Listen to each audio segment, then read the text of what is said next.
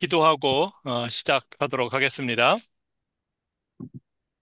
로마서 5장 2절로 5절 말씀입니다. 또한 그로 말미암아 우리가 믿음으로 서 있는 이 은혜에 들어감을 얻었으며 하나님의 영광을 바라고 즐거워하느니라. 다만 이뿐 아니라 우리가 환난 중에도 즐거워하나니 이는 환난은 인내를, 인내는 연단을, 연단은 소망을 이루는 줄 알미로다. 소망이 우리를 부끄럽게 하지 아니함은 우리에게 주신 성령으로 말미암아 하나님의 사랑이 우리 마음에 부은 바 됨이니. 한없는 은혜의 하나님, 주님께서는 측량할 수 없는 친절과 변함없는 사랑을 우리에게 쏟아 부어 주시며 주의 신실하심이 날마다 저희를 새롭게 하여 주십니다. 그 놀라우신 사랑과 은혜를 인하여 감사를 드립니다. 주님의 약속은 저희 발밑에 땅이 흔들릴 때에도 굳건히 서 있으며 이 세상이 요란하게 요동칠 때에도 또 삶이 저희를 사방에서 압박할 때에도 그 주님의 임재하심이 우리의 변함없는 피난처가 되어 주십니다. 주님, 바라옵기는 우리가 지금 서 있는 이 은혜 속으로 우리를 날마다 더욱 깊이 인도하여 주시옵소서. 우리가 마주하는 모든 시험과 고난이 주님의 형상으로 빚어가고 닮아가는 그 과정임을 우리가 확신하며 담대히 행하게 하여 주시옵소서. 삶의 불편함이 따르고 불확실성이 우리를 쫓아다닐 때에도 고난 속에 하나님의 목적이 있음을 확신하게 도와주시고 그 어려움이나 불확실함이나 불편함을 회피하지 않는 담대한 자들 되게 하여 주시옵소서. 고난과 시련을 통해서 우리의 성품이 연단을 받아 인내를 통해 강하게 되며 결국에는 주님이 주시는 그 구원의 소망을 든든히 붙잡을 수 있다는 그 놀라운 하나님의 약속의 말씀을 우리가 신뢰하게 하여 주시옵소서. 주님이 주신 소망이 우리에게 헛된 기대가 아님을 주의 그 선하신 능력과 언약의 뿌리를 둔 확실한 것임을 우리가 항상 기억하게 하여 주시옵소서. 그래서 우리 믿음의 조상들 아브라함과 이삭과 야곱이 그 주님의 언약을 따라 믿음으로 행한 그 모습을 우리가 보게 하여 주시고 그 속에 하나님의 임재하심과 역사하심과 하나님의 동행하심과 보호하심을 우리가 보고 우리 삶에도 동일하게 역사하시는 변함없는 영원하신 하나님의 그 능력과 사랑을 우리가 깨닫게 하여 주시옵소서. 주님 성령의 사역으로 그 주님의 놀라운 은혜와 사랑을 우리 마음에 부어주시니 감사합니다. 우리의 삶을 빚어주셔서 이 세상 가운데에서 그 주님이 주시는 은혜를 밝게 비추는 빛들이 되게 하여 주셔서 우리의 그 삶의 모습을 통해 우리의 증거를 통해 사람들을 예수 그리스도께로 이끌 수 있는 그러한 사명자들 되게 하여 주시옵소서. 우리가 충성되이 기쁨으로 살아 행하여서 주님의 영광을 드러내게 하여 주시고 변함없는 사라지지 않는 영원한 생명의 소망을 증거하는 살아있는 백성들 되게 하여 주시옵소서. 예수 그리스도 이름으로 기도합니다. 아멘. 네, 자, 오늘은 우리 지난주에 이어서 창세기 26장을 우리가 보겠습니다. 이게 아니고, 창세기 26장, 우리가 한 중간 정도까지 봤거든요. 이삭이 아비멜렉 사람들과 갈등을 빚는 그 장면이 이 26장 전체를 관통하는 내용이 되겠습니다. 그래서 우리가 이제 그랄이라는 이 아비멜렉 왕과 그 블레셋 사람들이 사는 곳에 이삭이 가서 사는 그 과정에서 하나님께서 이삭에게 약속을 주시고 기근이 닥쳤지만 그 가나안 땅을 떠나지 말라고 하신 말씀대로 그곳에 거하는 그 모습이 나왔고요. 그런데 그곳에서 아버지 아브라함처럼 아내를 누이 동생이라고 속이는 그런 일을 벌이는 그 연약한 모습도 우리가 보았습니다. 하지만 하나님은 그 모든 것을 통해서 이렇게 약속의 말씀을 주신 대로 이삭에게 큰 복을 주셔서 농사도 잘 되고 목축도 잘 되고 모든 면에 번성하고 번영할 수 있도록 복을 주신 그 사실을 보았습니다. 그리고 이제 그 복을 받으면서 이삭이 강성해지면서 이제 그곳에서 이 블레셋 사람들과 갈등을 겪게 되는 장면이 시작되는 것을 그 부분까지 이제 우리가 보았습니다. 그래서 오늘은 이 이삭의 번영을 통해서 임한 갈등, 그리고 그 속에서 또 한 번 하나님이 23절로 25절에서 나타나셔서 약속의 말씀, 축복의 언약을 다시 확인시켜 주시는 그 모습을 우리가 보게 되고, 이러한 일이 있은 후에 이 블레셋 사람들과 평화의 조약을 맺는 것을 우리가 오늘 보게 됩니다. 그래서 아마 이제 이것을 다 마치게 되면 우리가 27장까지 아마 들어갈 수 있을 거라고 생각을 하는데요. 어, 목사님, 예, 예. 죄송한데 이 글씨가 너무 작아가지고 잘 안 아, 보이거든요. 그래요? 예. 이거 끝나고 나서 요거를 우리 카톡으로 좀 올려주시면 안 될까요? 예, 그걸 한번 제가 보내드릴게요. 네, 이 글씨가 감사합니다. 너무 작은가요? 네, 잘 안 보여요. 아, 그렇군요. 이게 제가 다음부터는 좀 더 크게 하든가 할게요. 크게 못해요? 할 수 있는데. 예, 크게 할 수 있는데. 아, 그래요? 예, 아무튼 응. 뭐, 아니요, 그거는 핸드폰에서는 되는데 아, 컴퓨터에서는 안 돼요. 오케이. 컴퓨터에서는, 예. 다른 오케이. 분들은 뭐, 이렇게 좀 크게 보실 수 있으면 확대해서 이렇게 보시기 바랍니다.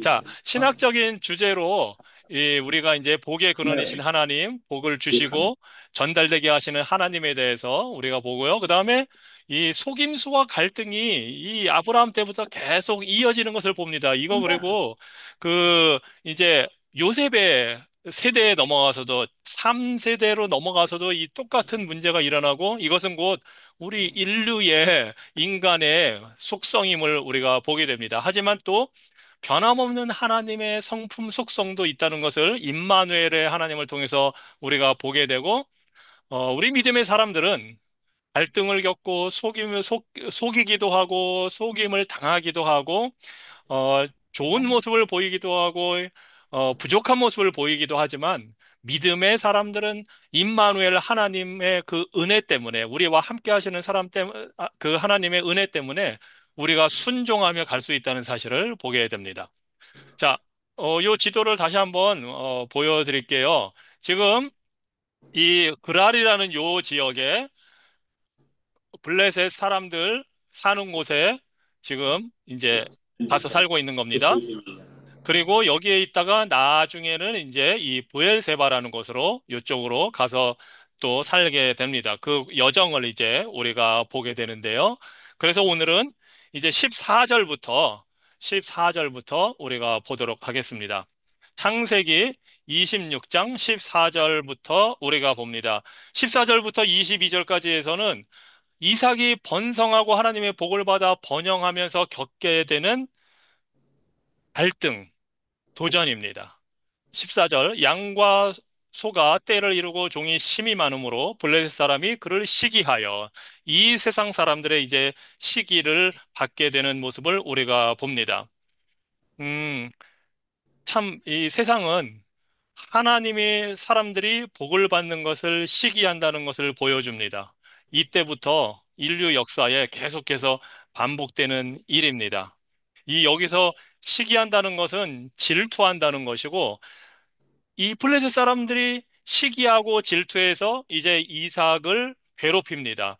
이삭에게 해를 가하려고 하고, 뭐 직접적으로 할 수 없으니까 그 중요한 목축업이나 농업에 있어서 중요한 우물을 가지고 이제 공격을 하게 되는 모습을 우리가 보게 됩니다. 그리고 아마도 이 블레셋 사람이 이렇게 시기한 이유 중에 하나는 당연히 하나님의 복을 받아서 100배의 수확을 얻게 되는 그 놀라운 기적, 그것 때문이기도 하고, 아마도 앞부분에서 이 이삭이 블레셋 사람들에게 거짓말을 한 것 때문에 도덕적 권위를 말하자면 인정받지 못한 그것도 작용을 했을 수도 있다고 봅니다. 그래서 특별히 한국 사회나 뭐 미국 사회도 마찬가지고, 교회를 향해서 안 믿는 사람들이 공격할 때는 여러 가지가 감정이 섞여 있는데, 그 중에 하나는 이제 도덕적인 권위가 무너질 때에 세상이 교회를 우습게 보게 됩니다. 그리고 그러면서 질투와 시기를 여러 가지 감정이 섞여서 교회를 공격하는 모습을 우리가 보게 되는데요. 아마 이삭도 그런 여러 가지 그 여건이 있었기 때문에 그런 이유 때문에 그리고 어 당연히 이런 도덕적으로 좀 부족한 사람이 복을 받고 잘 되는 모습을 볼 때에 이방인들이 시기하고 질투하는 그 모습을 보입니다. 뭐 이거는 안 믿는 사람뿐만 아니라 뭐 우리가 다 그렇죠, 사실은. 남이 잘 될 때 정말 기뻐하고 축하해주고 같이 좋아하는 것, 그런 모습보다는 시기하는 그런 모습이 있는 것을 보게 되는데요. 자, 아무튼 이 블레셋 사람들이 시기해서 그 아버지 아브라함 때 15절 그 아버지의 종들이 판 모든 우물을 막고 흙으로 메웠더라 합니다. 아비멜렉이 이삭에게 이르되 네가 우리보다 크게 강성한즉 우리를 떠나라. 이제는 대놓고 떠나라고 말을 합니다. 크게 강성했다 이 말을 합니다. 이 이삭이 굉장히 큰 세력이 되었음을 우리가 알 수 있습니다. 그것은 뭐 아브라함 때부터 그 부를 일궜고 번성했기 때문이고 또 아브라함이 그 소돔과 고모라 왕들이 그 창세기 앞부분에서 14장 그쪽에서 전쟁을 치렀을 때 자신의 집에 있던 그 병사들, 용병들을 데리고 가서 다른 왕들을 무찌를 정도로 그때부터 이미 강성했고 점점 더 크게 돼서 부유했기 때문에 아마 이삭을 단순히 무시할 수 없는 굉장히 큰 부족을 이룬 상황임을 우리가 볼 수가 있습니다. 그래서 이 블레셋 사람들이 도저히 감당이 안 되니까 떠나라고 합니다. 강성한 즉 떠나라. 그리고 이 말을 나중에 바로 왕이 똑같이 합니다. 이스라엘 백성들이 그 애굽에 내려가서 70명으로 내려가서 시작해서 수백만 명을 이루게 되었을 때 그 바로 왕이 똑같이 강성했기 때문에 떠나라고 하는 그 말을 하게 되는 것을 우리가 봅니다. 자, 이삭이 그곳을 떠나 그래서 그랄 골짜기에 장막을 치고 거기 거류하며 그 아버지 아브라함 때에 팠던 우물들을 다시 팠으니 이는 아브라함이 죽은 후에 블레셋 사람이 그 우물들을 메웠습니다. 이삭이 그 우물들의 이름을 그의 아버지가 부르던 이름으로 불렀더라. 이삭의 종들이 골짜기를 파서 샘 근원을 얻었더니 그랄 목자들이 이삭의 목자와 다투어 이르되 이 물은 우리의 것이라 하며 이삭이 그 다툼으로 말미암아 그 우물 이름을 에색이라 하였으며 또 다른 우물을 봤더니 그들이 또 다툼으로 그 이름을 신나라 하였으며 이삭이 거기서 옮겨 다른 우물을 봤더니 그들이 다투지 아니하였으므로 그 이름을 르호봇이라 하여 이제 이르되 이제는 여호와께서 우리를 위하여 넓게 하셨으니 이 땅에서 우리가 번성하리로다 하였더라.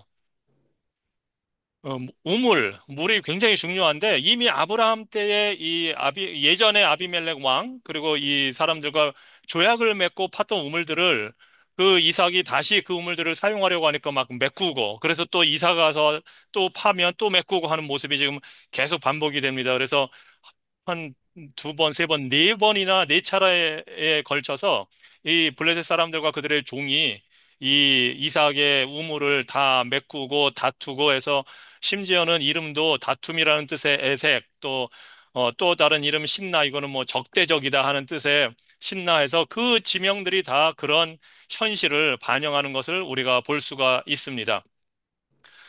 그리고 이 이삭은 아무리 번성하고 강력해졌지만 그 땅에서 그 소유권을 갖고 살아가는 그런 사람이 아니라 사실은 다른 지역에서 온 거주민이고 이방인이기 때문에 떠나라고 하면 떠나야 됩니다.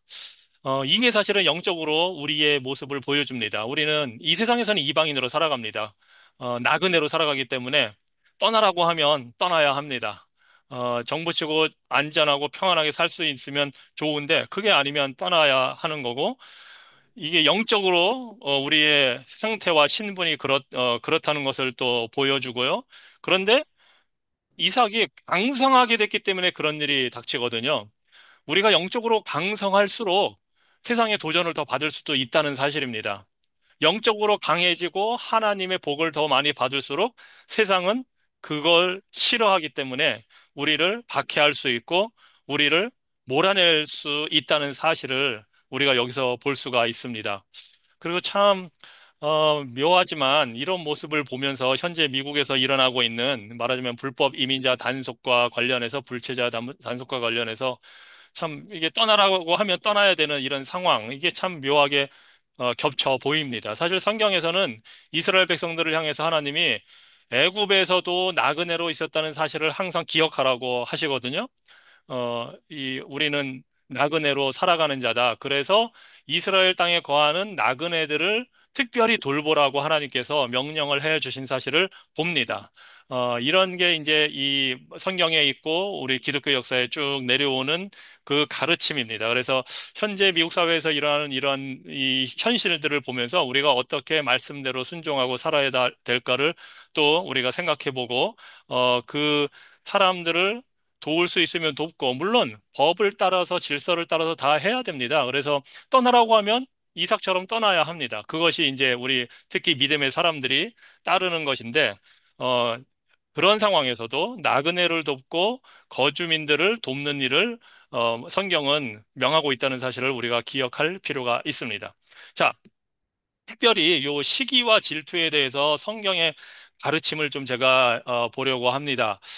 시기와 질투, 사촌이 땅을 사면 배가 아프다고 하는 속담도 있듯이, 그것이 우리에게 있는 이제 사람에게 있는 그 성품인데요. 그 시기와 질투가 어떤 성경에서 시기와 질투에 대해서 어떻게 가르치는지를 우리가 좀 보도록 하겠습니다. 잠언 14장 30절 말씀에서 이렇게 말씀합니다. 평온한 마음은 육신의 생명이나 시기는 뼈를 썩게 하느니라. 이 시기라는 것이 마음을 해롭게 한다는 사실을, 뼈를 썩게 한다는 거는 아마 그래서 사촌이 땅을 사면 배가 아프다고 한 것 같아요. 예. 뼈가 썩는다는 거는 속으로 골병이 드는 거잖아요. 시기하면 그렇게 된다는 겁니다. 시기, 질투, 이런 게. 그리고 갈라디아서 5장 19절로 21절에 보니까 육체의 일은 분명하니 곧 음행과 더러운 것과 호색과 우상숭배와 주술과 원수 맺는 것과 다투는 것과 시기와 분냄과 당짓는 것과 분열함과 이단과 투기와 술 취함과 방탕함과 또 그와 같은 것들이라 하고 사도 바울이 이야기를 합니다.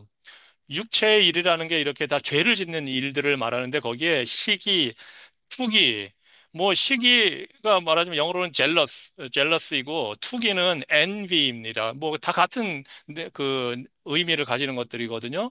이런 게 다 육체의 일, 곧 죄를 짓는 일이다 하고 가르치고 있습니다. 그런데 이렇게 죄를 짓는 자들은 하나님 나라를 유업으로 받을 수 없다고 말씀으로 경고를 하셨거든요.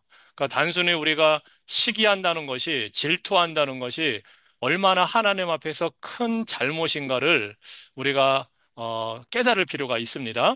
또 야고보서 3장 14절로 16절에서 이렇게 말씀합니다. 그러나 너희 마음속에 독한 시기와 다툼이 있으면 자랑하지 말라. 진리를 거슬러 말하지 말라. 이러한 지혜는 위로부터 내려온 것이 아니요 땅 위의 것이요 정욕의 것이요 귀신의 것이니 시기와 다툼이 있는 곳에는 혼란과 모든 악한 일이 있음이라. 이런 시기가 뭐 다른 앞에서도 열거했고 여기서도 나오는 여러 가지 죄들과 더불어서 이 독한 시기라고 하는데 아주 그냥 쓴 뿌리처럼 있는 그 시기거든요. 그런데 그 시기가 있으면 다툼이 생긴다는 겁니다. 예. 그리고 그것은 귀신의 일이라고 합니다. 우리는 귀신의 영향을 받으면 막 사람이 미쳐서 뭐 이렇게 안 좋은 일을 한다든가 아니면 뭐 누가 봐도 아, 저 사람 미쳤다 하는 그렇게만 생각을 하지만 사실은 이러한 모든 죄, 이런 시기, 다툼, 혼란, 이것이 바로 귀신, 즉, 마귀의 그 일이라는 것을 지금 야고보서를 통해서 우리에게 보여주는 겁니다. 귀신 들렸다 할 때는 단순히 미쳤다는 것으로 우리가 치부할 게 아니라 우리가 이러한 모습을 보일 때, 아, 이것은 육체의 일이고 정욕을 따르는 것이고 결국 마귀의 지금 지배를 받고 있는 거구나 하는 것을 우리가 알 수가 있습니다. 그리고 이제 고린도전서 13장 4절에서는 이 시기와 반대되는 것, 곧 사랑이 오래 참고 온유하며 시기하지 않는다고 했습니다. 그래서 우리가 사랑으로 하나님을 사랑하고 이웃을 사랑하면 이러한 시기가 우리에게 자리를 잡을 수가 없다는 것을 보여줍니다. 그래서 이 시기는 우리의 마음에, 우리의 감정을 상하게 하고 파괴할 뿐만 아니라 또 혼란을 유발해서 다툼을 유발해서 공동체를 무너뜨리게 되는 그러한 결과를 가져온다는 것을 우리가 볼 수가 있습니다. 육체의 일이라고 했지만 마귀의 지배를 받는 영적인 일입니다. 영적인 죄입니다. 이것들이. 그래서 우리가 시기에 대해서 우리가 경각심을 가져야 할 필요가 있고요. 이 시기는 또 탐심과 아주 연결이 되어 있습니다. 사촌이 땅을 사면 배가 아프다는 게 바로 시기인데 욕심과 관련이 있거든요. 탐심, 이 시기 질투가. 그래서 야고보서 4장 1절로 3절에서 이렇게 말씀합니다. 너희 중에 싸움이 어디로부터, 다툼이 어디로부터 나느냐? 싸우고 다투는 것의 근원이 무엇이냐? 너희 지체 중에서 싸우는 정욕으로부터 나는 것이 아니냐?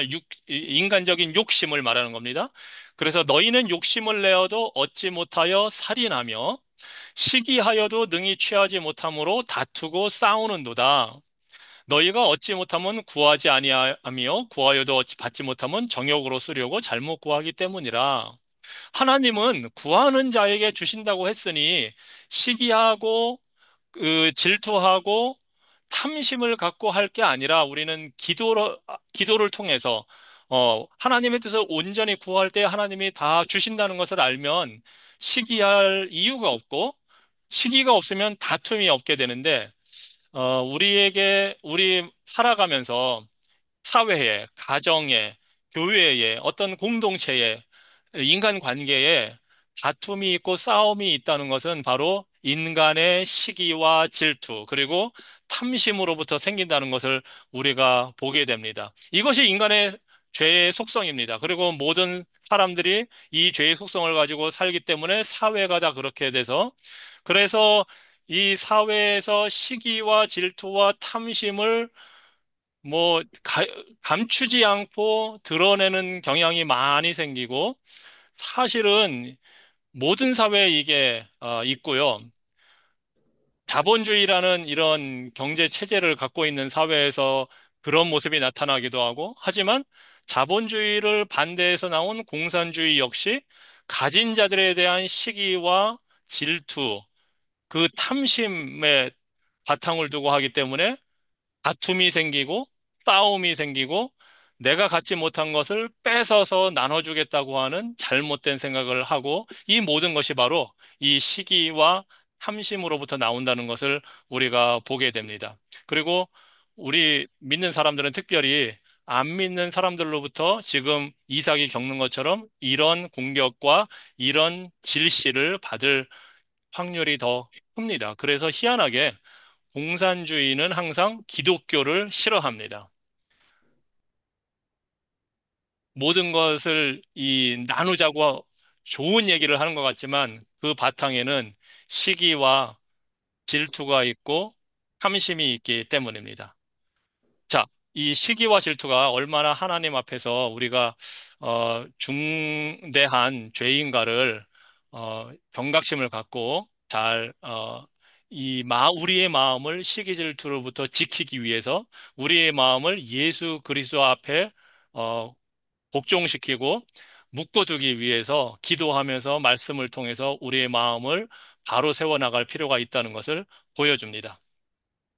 자, 이제 이 모든 어려운 순간들을 겪으면서 몇 번씩이나 적대하는 이 블레셋 사람들을 경험하면서 마침내 이제 우물을 팠는데 그곳에서 더 이상 이 블레셋 사람들의 도전을 받지를 않습니다. 그곳 이름이 그래서 르호봇이라고 합니다. 여호와께서 우리를 위하여 넓혀 주셨다. 우리의 지경을 넓혀 주셨다. 그래서 우리가 번성하게 되었다 하는 그 뜻을 가지고 있는 것이 르호봇입니다. 지경을 넓혀 주셨다 하는 뜻입니다.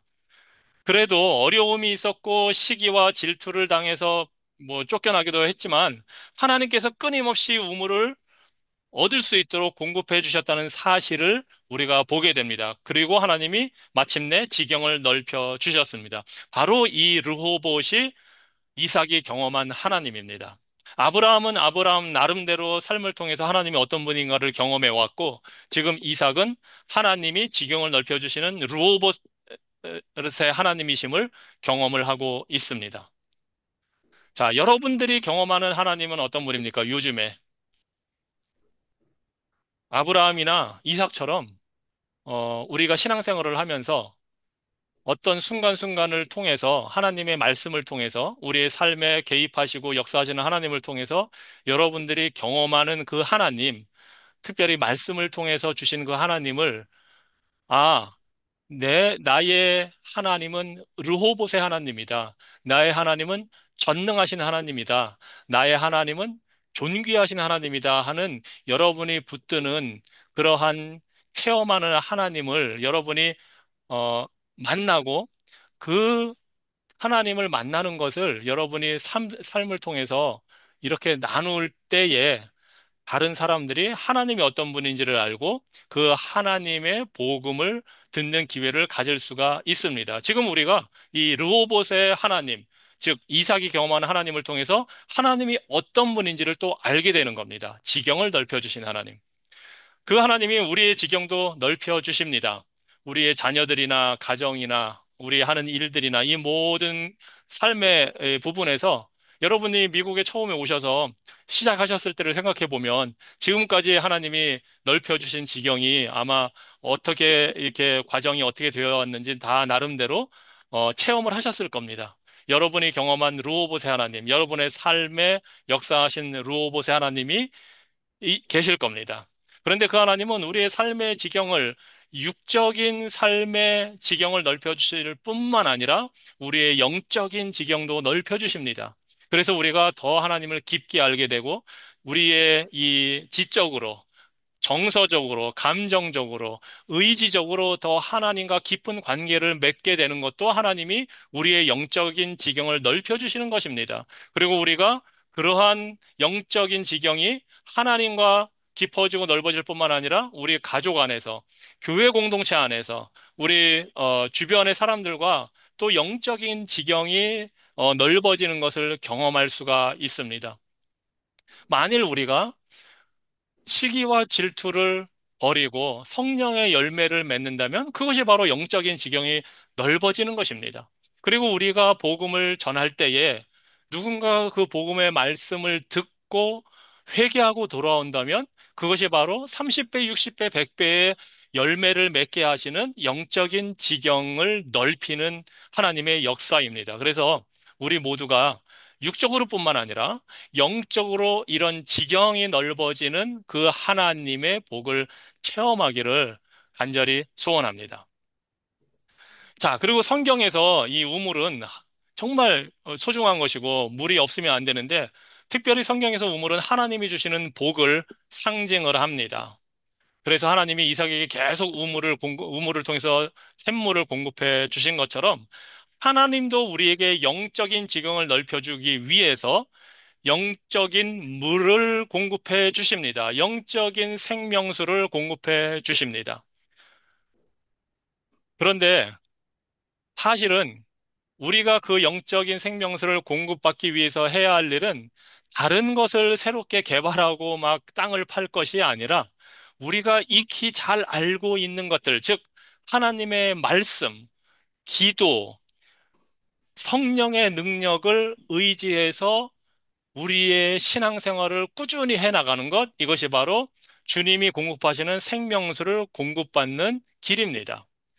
어떻게 보면 우리가 다 아는 방법입니다. 매번 행하는 것입니다. 하지만 이것을 성실하게 할 때에 꾸준히 말씀을 읽고 묵상하고 그것을 가지고 기도하고 하나님의 뜻을 구하면서 하나님의 뜻이 우리 삶에 이루어지기를 위해서 기도하면서 하나님을 찬양하고 예배하고 성령의 능력을 의지해서 순종할 때에 우리는 생명수를 공급받게 됩니다. 그리고 성경에 보면 또 이 샘물, 이것을 부부 사이의 관계에서도 표현을 하고 있습니다. 바로 부부의 셈이라고 할 수가 있는데요. 잠언 5장 15절로 18절에 보면 이렇게 말씀을 합니다. 너는 네 우물에서 물을 마시며 네 샘에서 흐르는 물을 마시라. 어찌하여 네 샘물을 밖으로 넘치게 하며 네 도랑물을 거리로 흐르게 하겠느냐. 그 물로 네게만 있게 하고 타인과 더불어 그것을 나누지 말라. 네 샘으로 복을 얻고 네가 젊어서 취한 아내를 즐거워하라. 부부 관계를 서로 생명의 물을 마실 수 있는 관계라고 표현을 하면서 조강지처와 잘 살아라 하고 지금 이 지혜의 말씀을 주시는 겁니다. 우리가 영적인 면에서도 그렇고 부부 관계에서도 그렇고 이것을 확대하면 우리 인간 관계에서도 그렇습니다. 하나님이 주신 언약 관계 속에서 결혼은 이 가정을 이루게 되는 건 언약을 통해서 이루어지는 거거든요. 그렇게 언약 관계로 맺어진 관계에서는 절대로 그 관계를 깨지 말고 그 다른 데서 새로운 물을 찾겠다고 하지 말고 그 언약 관계에서 그 풍성한 물을 누리라고 하는 겁니다. 이것은 하나님과 우리의 관계도 그렇고 부부 사이의 관계도 마찬가지임을 보여줍니다. 자, 그리고 이제 하나님께서 이삭이 이제 이러한 일을 겪고 난 후에 부엘세바로 올라가는 것이 23절에 나옵니다. 이삭이 거기로부터 부엘세바로 올라갔더니 이제 그랄 지역에서 골짜기로 갔다가 거기서 또 한동안 살다가 부엘세바로 올라갑니다. 그 밤에 여호와께서 그에게 나타나 이르시되 나는 네 아버지 아브라함의 하나님이니 두려워하지 말라. 내 종 아브라함을 위하여 내가 너와 함께 있어 네게 복을 주어 네 자손이 번성하게 하리라 하신지라.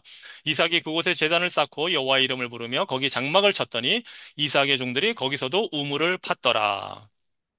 이제 부엘세바로 올라가서 하나님이 하나님을 만나게 됩니다. 하나님이 또 나타나 말씀하십니다.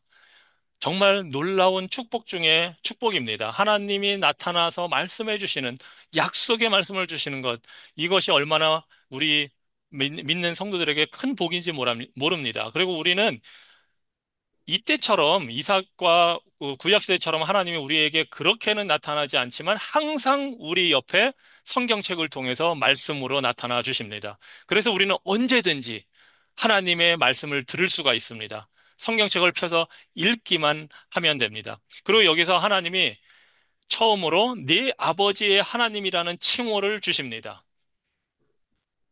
네 아버지의 하나님이다. 아버지 아브라함의 하나님이다 하면서 이삭이 바로 언약의 자손임을 확실하게 확인시켜 주십니다. 그리고 너와 함께 있어서 내게 복을 주어 번성하게 하겠다 하고 또 임마누엘 되심을 확인시켜 주십니다. 그러면서 두려워하지 말아라. 거짓말하고 막 속인 것도 두려움에서 그랬고 갈등 관계 속에서 우물을 막 계속 옮겨 다니면서 파야 했던 것도 두려움을 불러일으킬 만한 상황이지만 내가 너와 함께 있다. 너는 언약의 자손이다. 그러니 두려워하지 말라 하고 하나님께서 이렇게 말씀을 해 주십니다. 그래서 바로 25절에 보니까 여호와의 이름을 불렀다 합니다. 창세기에서 항상 이 표현은 하나님을 예배하는 겁니다.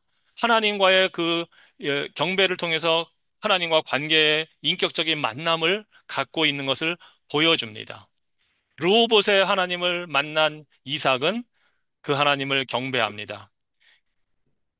여러분도 하나님에 대한 이해가 깊어지고 하나님에 대한 체험이 많아질수록 그 하나님의 이름을 부르며 경배하고 인격적인 만남을 갖게 되기를 바랍니다. 자, 그리고 여기서 임마누엘의 복은 궁극적으로 예수 그리스도를 향한 것이고 예수 그리스도를 통해서 우리에게 주십니다. 우리가 잘 아는 대로 이사야 7장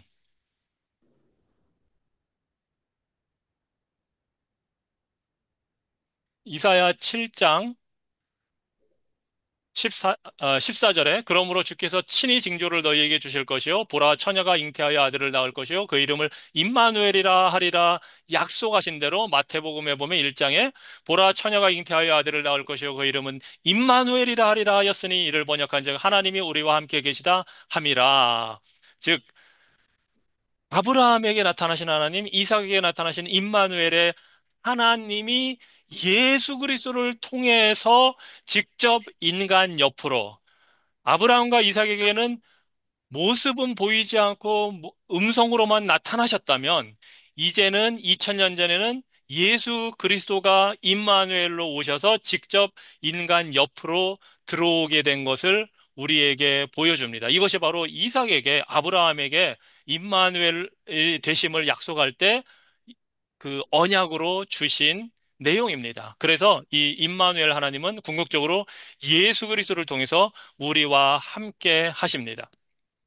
자, 이 부엘세바는 아브라함도 여기에서 조약을 맺고 그곳에 정착하고 살았고 이제 이삭도 그곳에서 이 맹세의 우물이라는 뜻, 이 브엘세바에서 살면서 하나님께서 함께 하심을 체험하고 이렇게 살아가게 되는 겁니다. 그래서 마찬가지로 우리 주님은 이삭처럼 두려워할 그러한 형편에 있을 때에, 어려움이 있을 때에, 도전을 받을 때에, 시기와 질투의 그 어려움을 겪을 때에 하나님도 우리에게 필요한 때에 항상 말씀을 통해서 임마누엘의 하나님 되심을 우리에게 말씀해 주십니다. 특별히 사도행전에 보면 예수님께서 직접 나타나셔서 이때는 이미 승천해서 하늘 보좌에 계시지만 환상 중에 나타나셔서 내가 너와 함께 있겠다 두려워하지 말라 하는 말씀을 계속해서 주십니다. 그 중에 하나가 이 사도행전 18장에 보면 주께서 환상 가운데 바울에게 말씀하시되 두려워하지 말며 침묵하지 말고 말하라. 내가 너와 함께 있음에 어떤 사람도 너를 대적하여 해롭게 할 자가 없을 것이니 이는 이 성중에 내 백성이 많음이라 하시더라. 주님이 사도 바울에게 두려워하지 말라고 하시면서 내가 너와 함께 있으니 두려워하지 말고 담대하게 복음을 전하라 합니다. 이 성중에서는 이 성중에 그 구원받을 자들이 많은데 그들에게 복음을 전해야 하는데 이곳에 너를 대적할 자가 없을 것이다 하고 약속을 해주십니다. 물론 이것이 사도 바울이 나중에 잡히고 죄수가 되고 감옥에 갇히고 로마에 가게 되는 그런 것을 다 해결해 주겠다는 말씀은 아닙니다. 하나님이 또 그것을 허용하신 데에는 사도 바울의 감옥에 가서 로마 황제 앞에서 복음을 전할 수 있는 방법으로 그렇게 하시는 거고 이 상황에서는 더 이상 사도 바울의 복음을 전할 때 대적할 자가 없도록 해 주시겠다고 지금 말씀을 해 주시는 겁니다.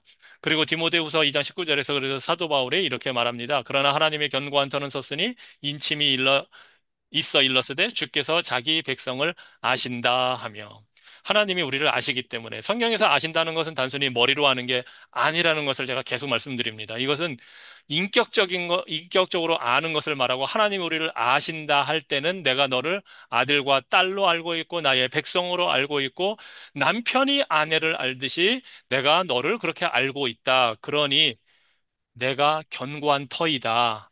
두려워하지 말라 말씀을 해 주십니다. 이 하나님을 이삭도 체험했고 우리도 체험하고 지금 살아가는 겁니다. 자, 26절입니다. 이렇게 이제 이 이삭이 점점 더 어려움 속에서도 막 강성해지고 더 하나님이 함께 하시는 이러한 역사가 나타나니까 26절에 보니까 아비멜렉이 와서 이제 평화 조약을 맺자고 합니다. 아비멜렉이 그 친구 아훗삭과 군대 장관 비골과 더불어 그랄에서부터 이삭에게로 온지라 이삭이 그들에게 이르되 너희가 나를 미워하여 나에게 너희를 떠나게 하였거늘 어찌하여 내게 왔느냐 28절 그들이 이르되 여호와께서 너와 함께 계심을 우리가 분명히 보았으므로 우리의 사이 곧 우리와 너 사이에 맹세하여 너와 계약을 맺으리라 말하였느라 너는 우리를 해하지 말라 이는 우리가 너를 범하지 아니하고 선한 일만 네게 행하여 네가 평안히 가게 하였음이니라 이제 너는 여호와께 복을 받은 자니라 사실은 뭐 아비멜렉이 말한 게 반 정도는 맞고 반은 사실은 안 맞죠. 왜냐하면 쫓아내기도 하고 가라고도 하고 그 우물 판 거 다 덮어버리고 했으니까 그런데도 이제 뭐 외교적인 용어를 하는 겁니다, 지금. 그래서 내가 너한테 선한 일만 했으니까 평안히 가고, 우리와 조약을 맺고 서로 잘 지내보자 하고 지금 이 아비멜렉 왕이 찾아와서 이렇게 이야기를 하는 겁니다. 뭐, 이삭이 그래서 나를 미워한 사실도 분명히 짚어주기는 합니다. 하지만 놀라운 사실은 이 말씀을 통해서 볼 때 블레셋 사람들이 시기하고 질투하고 내쫓았지만 이삭에게는 하나님이 함께 하신다는 것을 이 블레셋 사람들도 보았다는 사실입니다. 28절에 여호와께서 너와 함께 계심을 우리가 분명히 보았다 말을 합니다. 그러면서 너는 여호와께 복을 받은 자다 말을 합니다. 놀랍지 않습니까? 이 하나님이 이 블레셋 사람들한테 나타나셔서 그런 말씀을 하신 것도 아니고 아브라함 때는 하나님이 직접 꿈에도 나타나셔서 말씀하셨지만 이번 이삭의 경우는 하나님이 직접 나타나서 그 아비멜렉이나 블레셋 사람들한테 뭐 경고하시거나 이런 적이 없거든요. 그런데도 이 이방인들은 이삭의 살아가는 그 모습을 보면서 하나님이 함께 하신다, 임마누엘이다 하는 것을 이방인들이 지금 간증하고 증언하고 고백을 하는 겁니다. 물론 당연히 이삭은 하나님을 섬기는 모습을 경배하고 예배하고 제단을 쌓고 제사를 지내고 하는 그걸 통해서 당연히 보여줬을 겁니다. 하나님을 따르는 자임을 보여주었을 것입니다. 그래서 심지어 이삭이 거짓말로 속이기도 하고 막 그런 좀 도덕적인 권위를 잃어버릴 만한 일을 했지만 그럼에도 불구하고 이방인들이 이제는 이삭이 하나님께 복받은 자임을 인정하고 있는 겁니다. 이것이 하나님과 함께 하실 때에 일어나는 일입니다. 사도행전에서도 우리가 주일 설교를 통해서 봐서 알지만 이 베드로와 요한과 제자들이 사도들이 막 기적을 행하고 이렇게 할 때에 그 잡아간 사내들인 공회의 그 유대 종교 지도자들이 그들이 제자들이 예수와 함께 있던 자임을 알아봤다고 합니다. 그들의 모습을 통해서, 그들이 하는 일을 통해서 예수님과 함께 있는 사람이다 하는 것을 알아보게 됩니다. 이것이 예수님을 믿는 자들에게 나타나는 현상입니다. 만약 우리가 이 세상에서 살아가는데 우리의 모습을 보고 이방인들이나 누군가가 우리가 예수님 믿는 자인지를 전혀 모른다. 그러면 우리 자신들을 돌아봐야 됩니다. 우리의 말이나 자세나 태도나 행동을 통해서 알게 모르게 은연중에 예수님을 믿는 자, 단순히 예수님을 믿는 자가 아니라 하나님이 함께 하시는 자라는 사실이 드러나게 되어 있습니다. 믿지 않는 자들도 그것을 알아보게 됩니다. 그것이 하나님이 함께 하시는 은혜이고 축복입니다.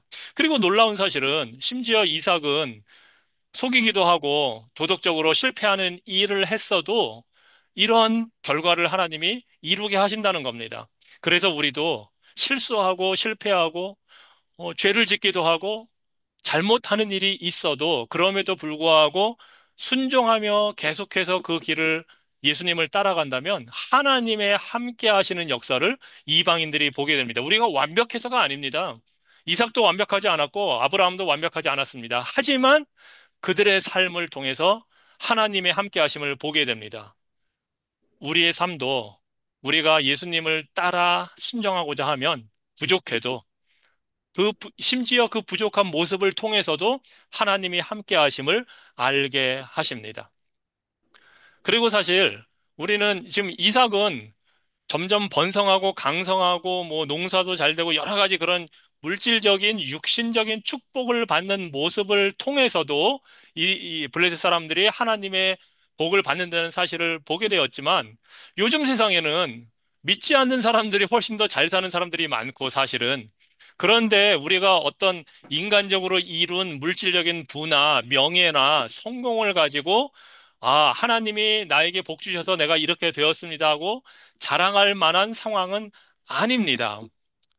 하지만 이런 물질적인 것, 명예만 갖고 우리가 자랑하려고 하면 안 되지만 우리는 하늘나라의 모든 신령한 영적인 복을 받았기 때문에 그 복을 통해서 믿지 않는 자들에게 하나님의 복을 받았다는 사실을 알려줄 수가 있습니다. 그것이 드러날 수 있습니다.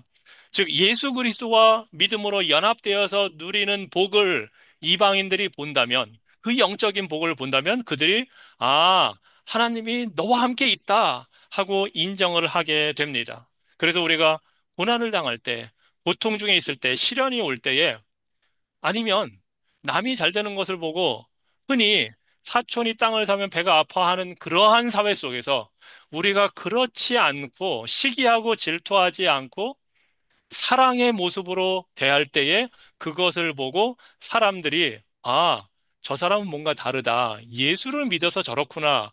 하나님이 함께 하기 때문에 저런 모습을 보이는구나 하는 것을 알게 됩니다. 우리가 힘들지만 그리스도 안에서 누리는 참된 평화와 만족과 행복을 그러한 삶을 살아갈 때 영적인 기쁨을 누리며 살아갈 때에 슬픈 일이 있지만 힘들지만 낙심하지 않고 소망을 가지고 살아갈 때에 사람들이 그 모습을 보고 하나님을 알게 됩니다. 그것이 바로 영적인 복입니다. 신령한 복이고 하늘의 복입니다. 자, 그렇게 해서 결국 이 아비멜렉과 이 블레셋 사람들이 평화 조약을 맺고 30절에 보니까 이삭이 그들을 위하여 잔치를 베풀매 그들이 먹고 마시고 아침에 일찍 일어나 서로 맹세한 후에 이삭이 그들을 보내매 그들이 평안히 갔다 합니다. 예수님을 믿는 사람들, 하나님을 따르는 자들의 결국은 평안입니다.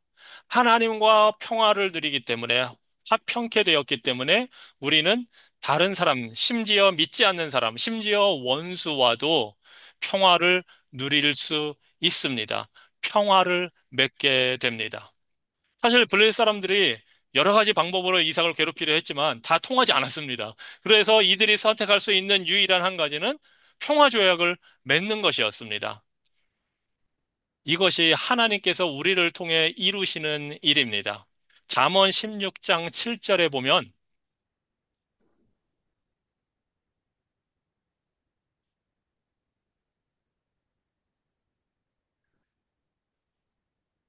이렇게 말씀을 하십니다. 사람의 행위가 여호와를 기쁘시게 하면 그 사람의 원수라도 그와 더불어 화목하게 하시느니라. 이것이 하나님이 함께 하시는 사람을 통해 일어나는 일입니다. 이것이 시기와 질투를 당하고 쫓겨나고 어려움을 겪고 나그네로 살아가는 그리스도인들에게 일어나는 일입니다. 우리가 하나님과 함께할 때, 예수 그리스도를 통해 임마누엘 하나님과 함께할 때에 원수라도 화목하게 됩니다. 그래서 우리 주기도문에서 가르쳐 주신 것처럼 우리가 하나님께 용서를 구할 때에 하나님으로부터 용서를 받았으니 우리가 우리에게 죄진 자도 용서할 수 있고 주기도문은 그것을 반대로 얘기를 해주고 있지만 그리고 나아가 원수도 사랑할 수 있게 하시는 것이 바로 하나님과 함께하는 자들이 누리는 복입니다. 그리고 이 화목하게 하시는 복은 궁극적으로 예수 그리스도 안에서 장차 주님이 오셔서 이루시는 일입니다. 마지막에 주님이 오시면 하나님을 대적하는 모든 사람들까지도 무릎을 꿇고 예수 그리스도의 이름 앞에 굴복하고 예수 그리스도를 주로 고백하게 됩니다. 그리고 마지막 때에 하나님께서 택한 모든 자들을 구원하시면서 예수 그리스도의 이름이 크게 되고 그 예수 그리스도의 이름 앞에 전 세계 모든 부족과 민족들이 모든 나라들이 몰려와서 예수님께 모든 영광을 바치고 모든 보화, 재물을 다 갖다 바치고 예물을 드리면서 예수님 앞에 무릎 꿇게 된다고 계시록을 통해서 그렇게 말씀을 해 주십니다. 그것이 우리를 원수와도 화목하게 하시는 하나님께서 장차 완벽하게 이루실 일입니다. 자, 이제 32절 봅니다. 그날에 이삭의 종들이 자기들이 판 우물에 대하여 이삭에게 와서 알리어 이르되 우리가 물을 얻었나이다 하매 그가 그 이름을 세바라 한지라. 그러므로 그 성읍 이름이 오늘까지 부엘세바더라. 26장 시작할 때는 기근으로 시작했습니다. 기근. 그런데 이 마지막에는 32절, 33절에는 물을 얻었나이다 합니다. 기근에서 물로 마무리가 됩니다. 이것이 바로 임마누엘의 하나님이 주시는 은혜이고 보호입니다. 자, 이 26장의 모습을 보면서 우리가 한 가지 질문을 할 수가 있습니다. 하나님께서 왜 이삭처럼 완전하지 않은 사람들에게도 복을 주실까 하는 겁니다. 왜 하나님께서 복을 주실까요? 이삭처럼 속이고 거짓말하고 두려워하고 막 하나님께서 나타나셔서 말씀을 주셨는데도 두려워서 도덕적인 권위를 잃어버리는 그러한 삶을 사는 자에게도 하나님께서 복을 주셔서 이방인이 인정을 하게 하실까 하는 겁니다. 그것은 하나님이 주시는 복이 우리 인간의 완전함이나 인간의 자격이나 인간의 노력에 달려있지 않기 때문입니다. 하나님의 복은 하나님의 언약에 달려 있고 그 언약을 신실하게 지키시는 하나님의 그 능력과 하나님의 헌신에 달려 있기 때문입니다. 그래서 우리는 부족해도 하나님이 완전하신 분이고 완전하신 하나님이 약속하셨기 때문에 복을 주시는 겁니다. 그것이 바로 우리가 예수 그리스도를 통해서 받는 복입니다. 그래서 은혜입니다. 예. 우리가 자격이 있어서가 아니라 자격은 없지만 하나님이 주시기 때문에 거저 하나님이 기뻐하시면서 자발적으로 우리에게 해 주시기 때문에 그것이 바로 은혜이고 그것이 선물이라는 것을 우리가 알게 됩니다. 그래서 디모데후서 2장 13절 보면 우리는 미쁨이 없을지라도 여기서 미쁨이라는 게 성실함입니다. 신실함, 미쁘다 하는 게 이게 사실 예전에 번역이 돼가지고, 그런데 우리는 미쁨이 없을지라도 우리는 신실하지 못해도 주는 항상 미쁘시다 합니다. 주는 언제나 성실하시다, 신실하시다 합니다. 그리고 그 주님은 자기를 부인할 수 없는 분입니다. 그러시기 때문에 이 이삭과 같이 부족한 사람, 우리와 같이 부족한 자들에게도 하나님은 축복을 주십니다. 자, 임마누엘 하나님이 26장에서 정말 큰 중요한 신학적인 주제라는 사실을 우리가 봅니다. 그리고 그 임마누엘 하나님이 우리와도 함께 하십니다.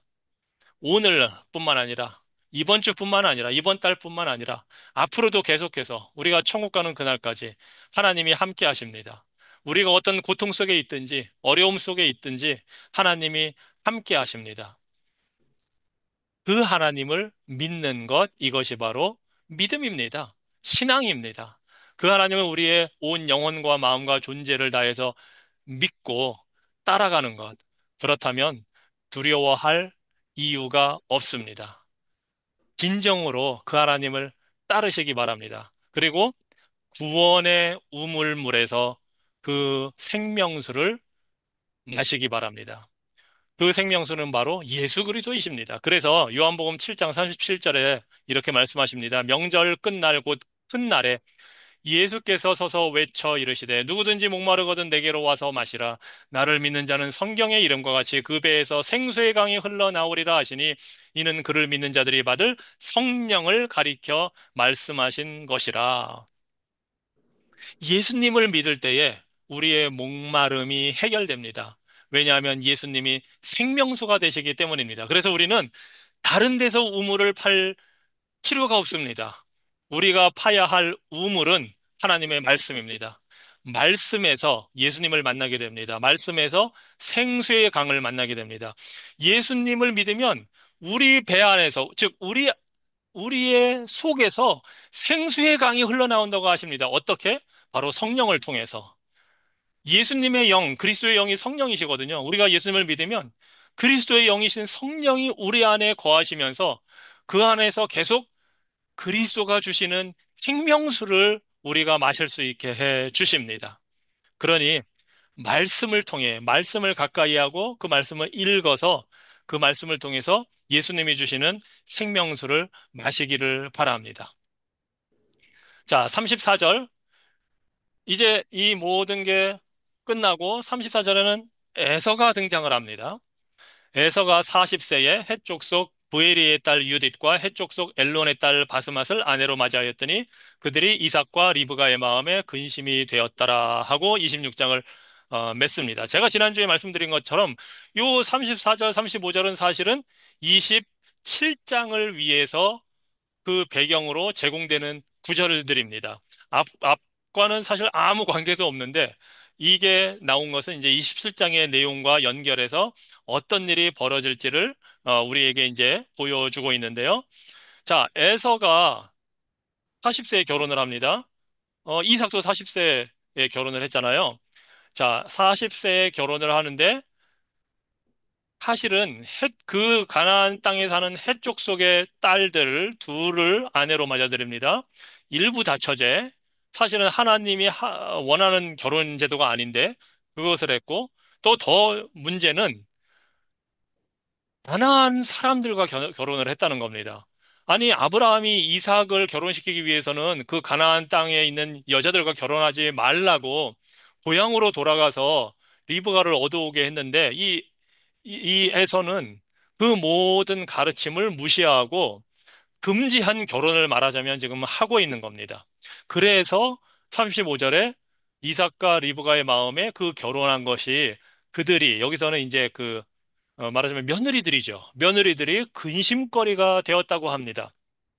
이 근심거리가 되었다는 게 하나는 말하자면은 하나님께서 하지 말라는 결혼을 했기 때문에 근심거리가 된 것이기도 하고 또 말하자면 이 고부 사이, 특별히 고부 사이가 매우 안 좋은 겁니다. 이 말하자면 부모 입장에서는 하지 말라는 결혼을 했으니 그 며느리들이 마음에 들지도 않을 뿐더러 말하자면 가나안 족속, 하나님이 그 같이 섞이지 말라고 한 족속의 여자들이기 때문에 문화도 다르고 신앙도 다르고 여러 가지가 다 다른데 같이 들어와서 살려니 영적으로도 부딪히고 모든 면에서 지금 불화가 생기는 겁니다. 그 모습을 근심이 되었다고 지금 표현을 합니다. 그리고 이것이 이제 27장에서 일어나는 사건들의 배경이 되기도 합니다.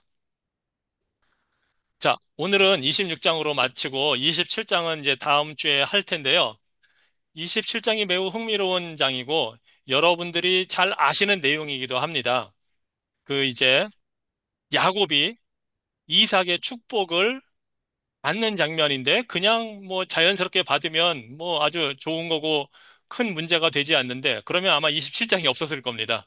그런데 27장이 그렇게 전개되는 이유는 야곱이 이삭의 축복을 받는 과정이 매우 독특하고 우리가 예상하는 것과는 다르기 때문입니다. 그래서 이번 주에는 숙제가 있습니다. 이 27장을 읽어보시기 바랍니다.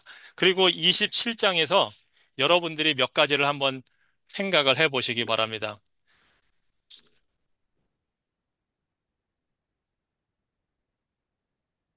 27장에 생각할 거를 제가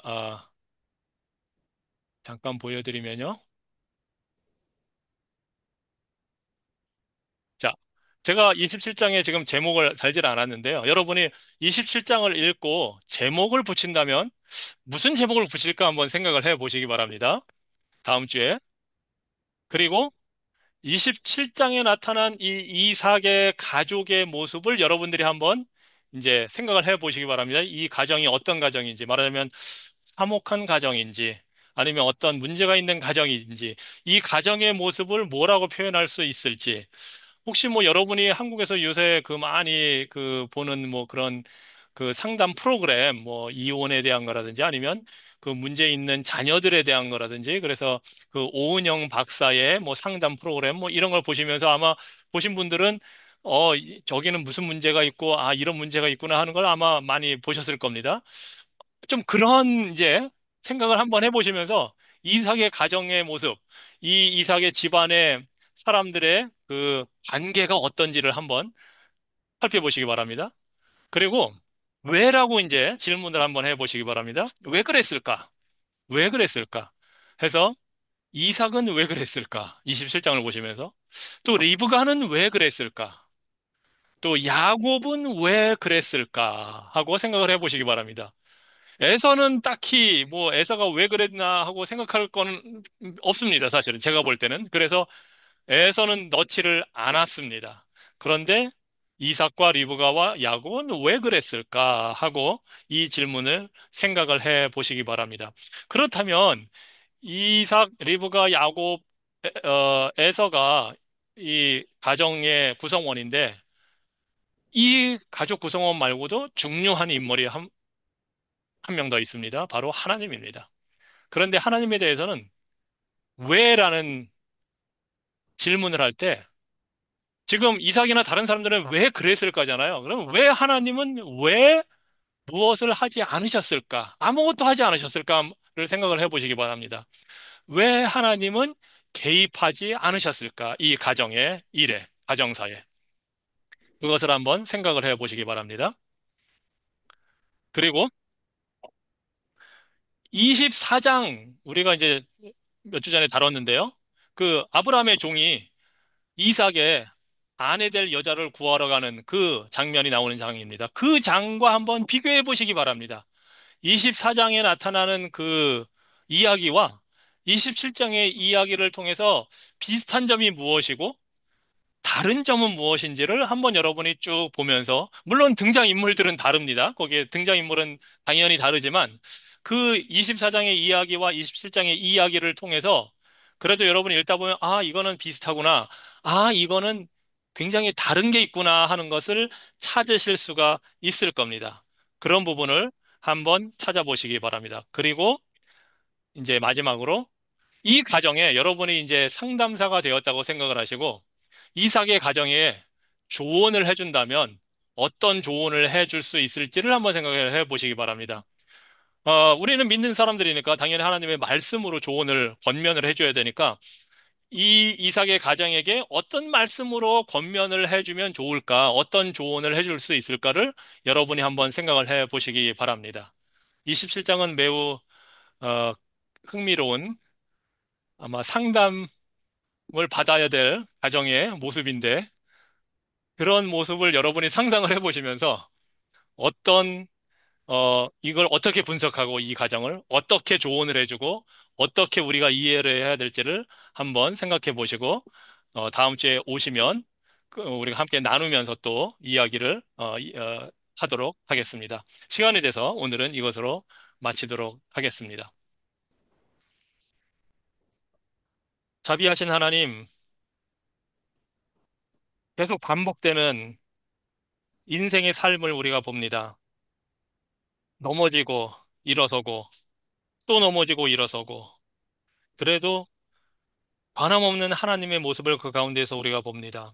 하나님께서 변함이 없이 부족하고 연약한 자들과 함께 하시고 그들에게 약속을 지키시고 언약하신 대로 복을 주시기에 부족한 이삭도 번성할 수가 있었고 이방인들로부터 하나님이 함께 하시는 자라고 인정을 받을 수가 있었음을 우리가 봅니다. 하나님, 우리도 우리 안에 계신 예수 그리스도와 연합하여서 하늘의 신령한 복을 받아 누리는 자들로서 이 세상에서도 하나님이 함께하는 자들이라는 것을 우리가 증거할 수 있도록 도와주시고 때로는 그것 때문에 시기를 받고 질투를 받고 공격을 받고 어려움을 당해도 그것이 예수님을 믿기 때문에 일어나는 일이라는 것을 알고 기뻐하며 신실하게 믿음의 길을 걸어갈 수 있도록 우리를 도와주시옵소서.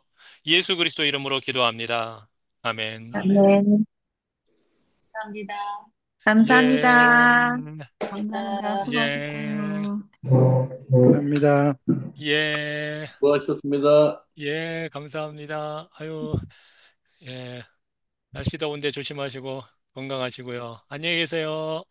네, 안녕히 계세요. 감사합니다. 감사합니다.